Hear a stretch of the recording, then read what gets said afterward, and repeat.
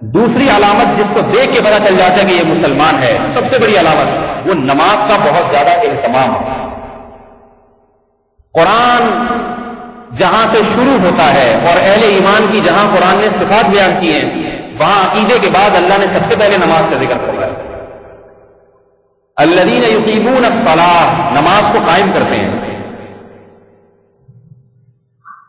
لا حظ فی الاسلام لمن ترک الصلاۃ، فرمایا جو شخص نماز کو چھوڑ دے اس کا اسلام میں ذرا سا بھی کوئی حصہ نہیں ہے، ذرا سا بھی حصہ نہیں ہے۔ وہ اپنے آپ کو مسلمان کہہ کے گویا جھوٹ بول رہا ہے وہ۔ دیکھو اس کی مثال ایسے جیسے ایک بیٹا اپنے آپ کو اپنے باپ کی طرف منسوب تو کرتا ہے کہ یہ میرے والد محترم ہے، والد کو اس پہ بڑا فخر ہے کہ چلو مجھے تسلیم کرتا ہے، لیکن بیٹا باپ کی ایک نہیں مانتا۔ باپ نے یہ سوچ کے چھوڑا ہوا ہے چلو نافرمان ہے، ممکن ہے صحیح ہو جائے، لیکن بعض احکام ایسے ہوتے ہیں کہ ان کو باپ برداشت نہیں کر پاتا۔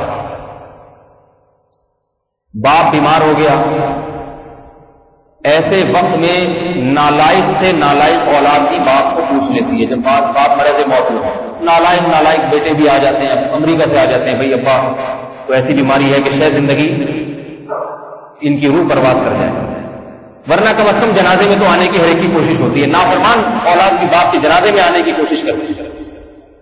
اب ایک اولاد ایسی نافرمان کے باپ کے انتقال کے بعد جنازے میں شرکت کی کوشش بھی نہیں کر رہی ہے، تو لوگ کیا کہیں گے کہ بھائی تو اپنے باپ کی طرف منسوب ہونے میں جھوٹا ہے۔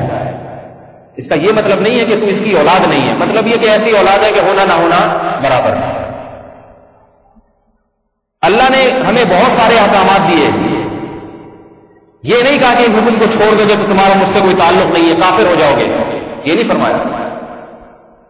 نماز کے بارے میں فرمایا من ترک الصلاۃ متعمدا فقد کفر، جس نے ایک نماز جان کر چھوڑ دی تحقیق اس نے کفر کیا، اسلام سے گویا خارج ہو گیا۔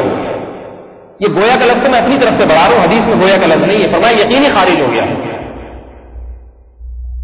علماء نے اس میں تعویل کی ہے حدیث میں دوسرے دلائل کی وجہ سے کہ ایسا ہو گیا کہ گویا اس کا مسلمان ہونا نہ ہونا برابر ہے۔ یہ مطلب نہیں کہ واقعتاً غیر مسلم ہو گیا یا نکاح ٹوٹ گیا، اگرچہ بعض علماء کا مذہب یہ ہے کہ نکاح بھی ٹوٹ جاتا ہے جو ایک نماز جان کے چھوڑتا ہے۔ سعودی عرب کے مشہور مفتی شیخ بن باز جن کا انتقال ہو گیا، ان کا مذہب یہی تھا، اور یہ مذہب انہوں نے امام احمد ابن حنبل رحمہ اللہ تعالی سے لیا ہے۔